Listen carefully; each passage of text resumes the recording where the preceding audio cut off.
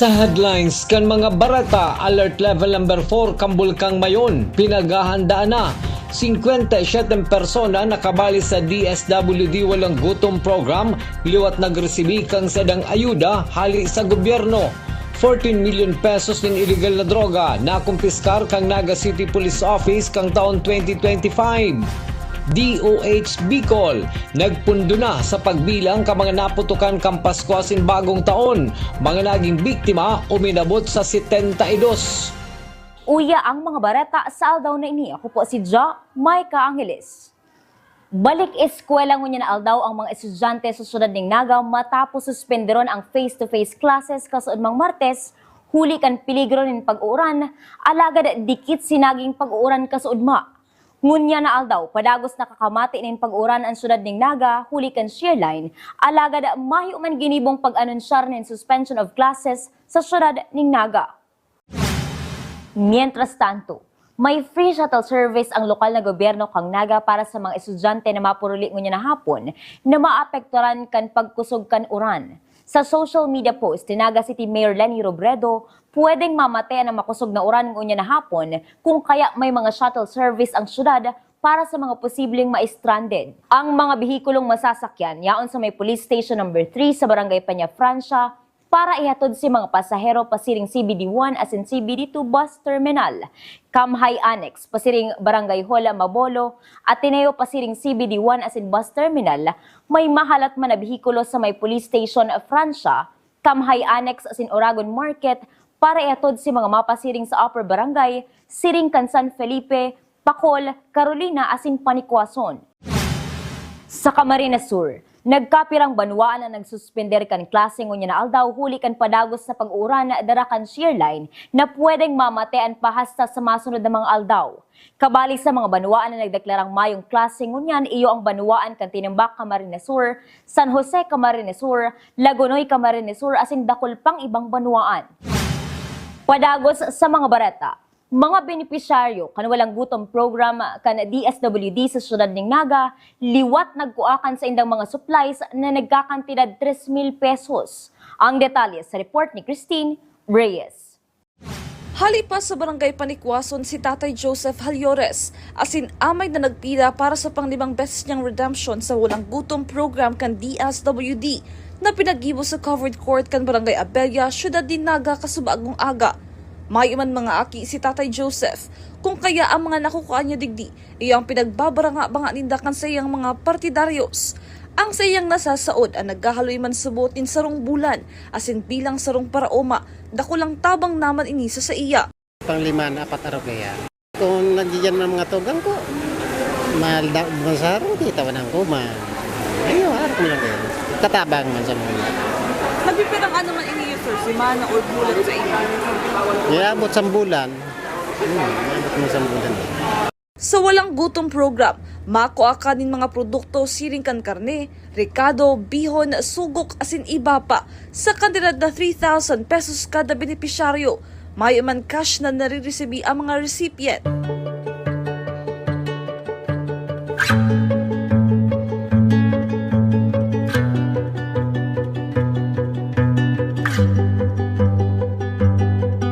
Kasabay man ni Tatay Joseph, ang taga-barangay Panikwason, iyo ang 73 years old na si Nanay Adoracion de los Santos. May hiling sa logo ni Nanay Adoracion ang sobrang kaugmahan. Kasya naman subot sa idang mag-agom, asin sarong makuapo ang nakuang tabang hali sa nasabing programa. Kakatabang man. Taklit na sa naman ang sapna.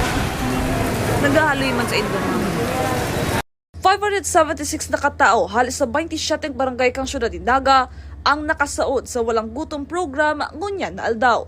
Para sa Janan TV 48 Naga, Christine Alcanzo Reyes, Newsbreak.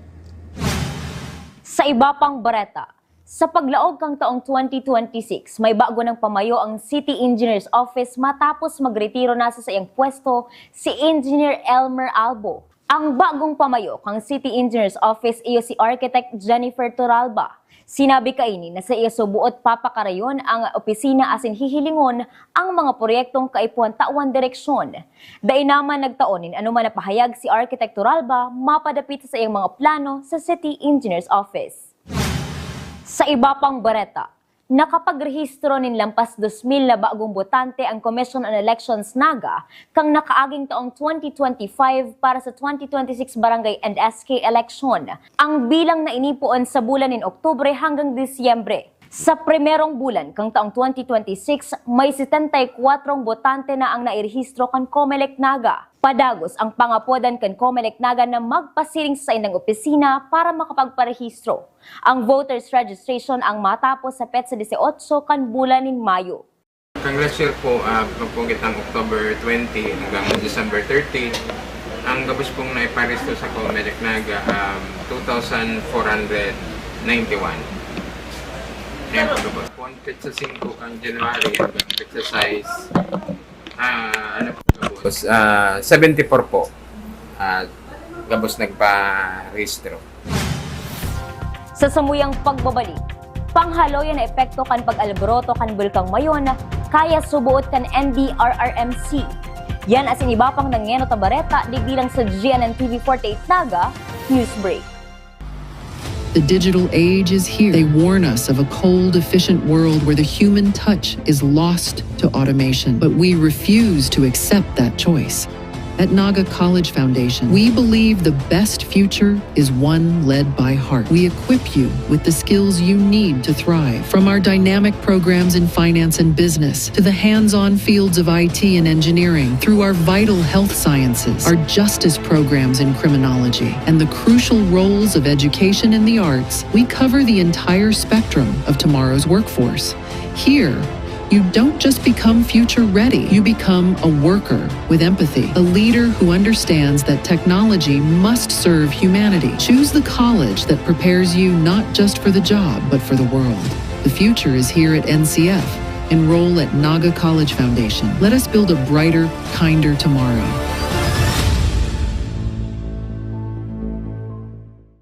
The future is a race. At Naga College Foundation, we don't just keep up, we set the pace and we change the game. College of Business and Management, where ideas grow into enterprises. College of Teacher Education, shaping minds that shape the nation. College of Health Sciences, where compassion meets innovation. College of Engineering, designing solutions that redefine tomorrow. College of Arts and Sciences, fueling creativity, culture, and connection. College of Accountancy and Finance, empowering the economy through mastering numbers and markets. College of Criminal Justice Education, protecting communities with excellence and integrity. College of Computer Studies, coding the language of the future. And with NCF micro-credential programs, you don't just wait for the future, you leap into it. Gain and demand skills fast, short, powerful, and flexible. Designed to fit your life and fuel your career. 8 colleges, endless possibilities, and micro-credentials to keep you ahead of the game.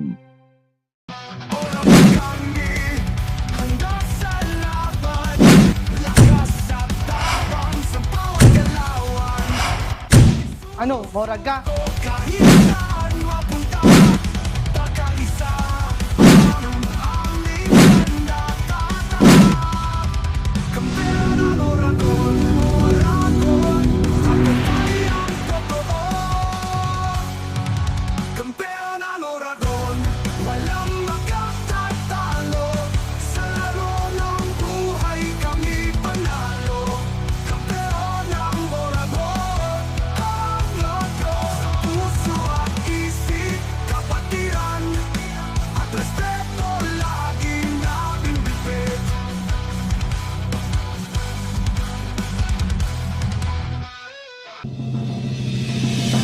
Pagkaibahan mo dyan sa custodial facility Pasado alauna immediately pagka-apat sinabi ni Guerrero ang exceptions sa investigation. tayo ang apektado Newsbreak. Sa pagpapadagos kan mga bareta, nakatutok mo niyan sa pagtabang sa mga munisipyo sa Albay na maiibakwar si mga residentes na yaon sa loob kan 6-kilometer permanent danger zone ang Office of the Civil Defense. Susog kay Assistant Secretary Rafi Alejandro, kaipuhan sa nang maipasiguro ang manpower, evacuation centers asin mga supply na kaipuhan kan mga maaapektaran kan Bulkang Mayon. Pinag-aantisiparan naman kan Office of the Civil Defense ang pagtaas kan alert status kan Bulkang Mayon. En kaso maghaloy ang epekto kan pag-alboroto kan bulkang mayon.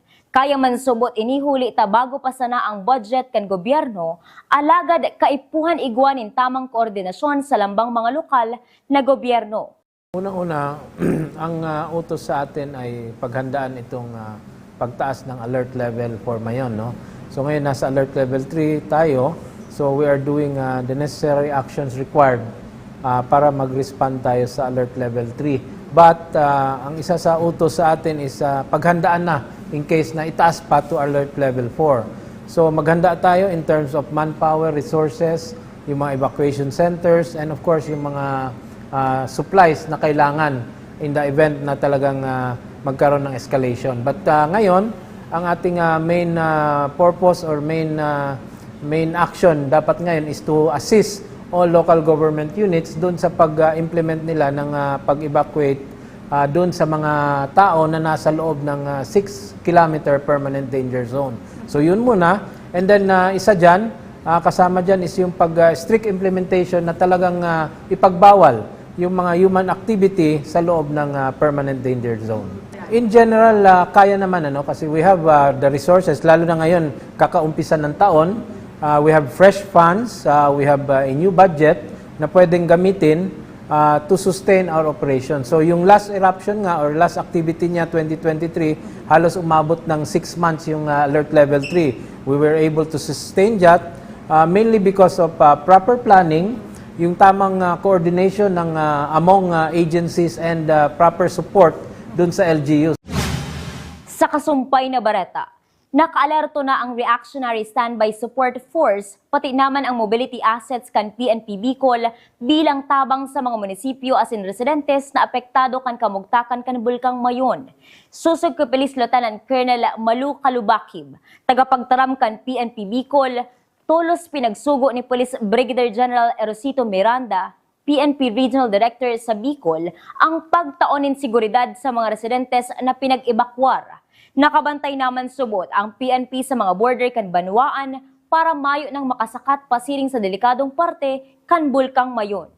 So pinag-utos po ng ating Regional Director ang agarang pagtalaga at paghahanda ng mga reactionary standby support forces at mobility assets. So layunin po nito na masiguro ang mabilis na pagresponde at sapat na bilang ng mga tauhan upang tumulong sa mga apektadong komunidad sakaling lumala ang sitwasyon. So dagdag pa po rito, patuloy ang pakikipag-ugnayan natin sa Office of the Civil Defense, Albay Public Safety and Emergency Management Office at iba pang local government units upang masigurong coordinated ang lahat ng hakbang sa ating disaster preparedness at response. Kasama sa mga plano ang regular na pagmanman sa bulkan, paghahanda ng relief operations at pagbibigay ng tamang impormasyon sa publiko upang mapanatili ang kaayusan at kaligtasan ng lahat.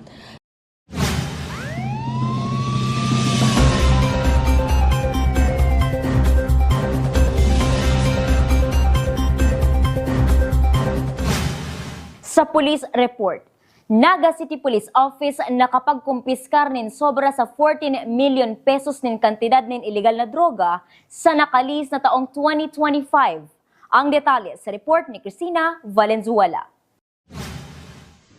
Sa pagtalikod kang taong 2025, nakapagrehistro ang Naga City Police Office ning 200 na police operation. Kabali na digdi si mga police response. Pagdakop kang mga yaon sa listahan na may warrant of arrest, as in drug by bus operation. Last year, from January 2025 to December, medyo kitang total of 200 na operations na pigkandak.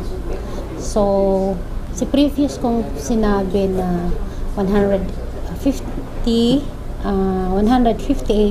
operation to nung bypass lang. Pero ngayon, kabuuan is 200. Kaibanan na siyaan yung police response, itong sa warrant of arrest, and other operations na bakong bypass. Sa kabilugan, nakapagkumpiskar ng 14,570,218 pesos na estimated standard drug price ang Naga City Police Office sa gabos na police operation na pinagkondusir kang nakalis na taon. 237 na persona ang naaresto na imbwelto sa illegal na droga, asin sarong drug personality ang nagadan sa police operation. Mantang 254 man na mga wanted person ang naaresto sa manlain-lain na kaso. 14,570,218.864. So, itong previous kong sinabi na sa 12 million is sa ano lang to, sa bypass. So, nganyan, in kabuuhan na gabos-gabos na is nasa 14,570,218. 237 na naaresto, gabos ini involved sa illegal drugs. Pero igwa kitang arrested na 254, another 254 na wanted person. Igwa digding iba-ibang kaso. So igwang 15 digdiyo ang naresto dahil sa illegal drugs and the rest iba-ibang kaso. Sa paglaog kang taong 2026, higot na monitoring ang gigibun kang Naga City Police Office sa mga drug personalities para mapugulan ang paglakop kang illegal na droga sa syudad ning Naga, asin masigurong magiging salbado ang lambang Nagueño sa anumang peligro asin kriminalidad. Para sa GNN TV 48 Naga, Cristina Valenzuela, Newsbreak. Sa iba pang police report, sa Milaor, Camarines Sur, arestado sa drug buy bust operation kasudmang alas 2:30 nin hapon, kan Milaor Municipal Police Station ang 44 years old na paraoma na si alias Greg, residente kan Zone 4 Barangay Kabugaw, kanasabing Banwaan. Nakumpiskar kan PNP Milaor sa suspect ang 4 na pidaso nin plastic sachet nin subot shabu na may gabat na 0.4 grams. Temporaryong nakakulungon yan si alias Greg sa Milaor Municipal Police Station mientras na pinaghahanda ang kasong isasaangat sa iya. Padagos man ang pangapodan kan PNP Milaor sa publiko na tolos i-report sa pulisya ang anuman na iligal na aktibidad na nangyayari sa komunidad. Padagos sa mga bareta, tinapos na kan DOH Bicol ang saindang pagbilang kan mga nabiktima nin paputok sa nakalis na Pasko asin pagsabat sa bagong taon. Sa huring firework-related injury surveillance bulletin, 72 o 72 na individual ang nabiktima nin paputok ngunya na taon. Mas halangkaw ini sa 61 na biktima nin paputok kanakalis sa taong 2025. Kuitis, 5-star asin boga ang naging kausakan pagkakalugad kan mga biktima. Mayo man binawian ang buhay huli sa paputok o stray bullet. Yan ang mga bidang baretang nakalap kan mas pinakusog na puwersa kan GNN TV 48 Naga News and Bicol Affairs. Day manigo na i-follow ang sa aming official Facebook page, GNN TV 48 Naga. Padagos kaming mahatod ng mga baretang garantisado ng nginot asin napapanahon. I-hit ang subscribe button sa aming official YouTube channel, GNN TV 48 Naga, para updated kita sa mga bareta asin istoryang Bida ang Bicolano. Ako po si Ja Micah Angeles asin ini ang GNN TV 48 Naga Newsbreak. Tanga diri ko nababay na GNN TV 48 Naga. Kalma! Lumipat lang ang GNN TV 48 Naga sa channel 48.1. What? Direk, ang simple lang ng solusyon dyan. Kunin ang remote, pumunta sa menu Setup o Settings, at hanapin at pindutin ang Scan at hintayin. Then, boom! Balik na si GNN sa Channel 48 mo. Para sa mga balitang nanguna at napapanahon, At sa mga programang suwak sa panlasa mo. tutok lang sa GNN TV 48 Naga, Bida ang Bicolano.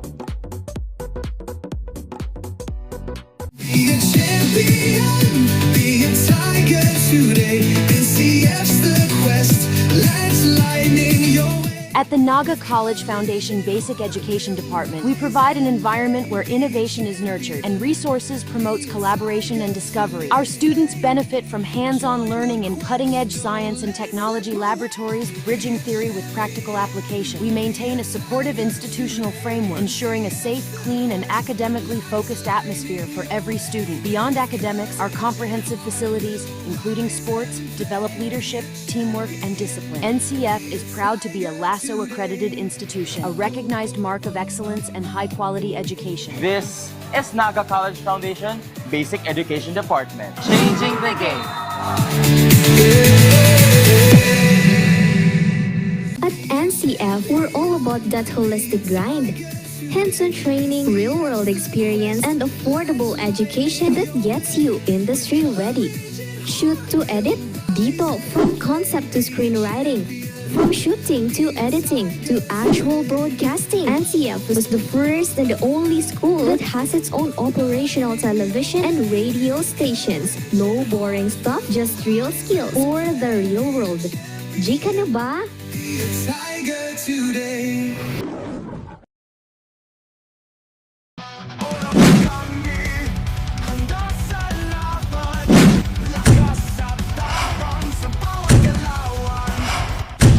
Ano, Moraga?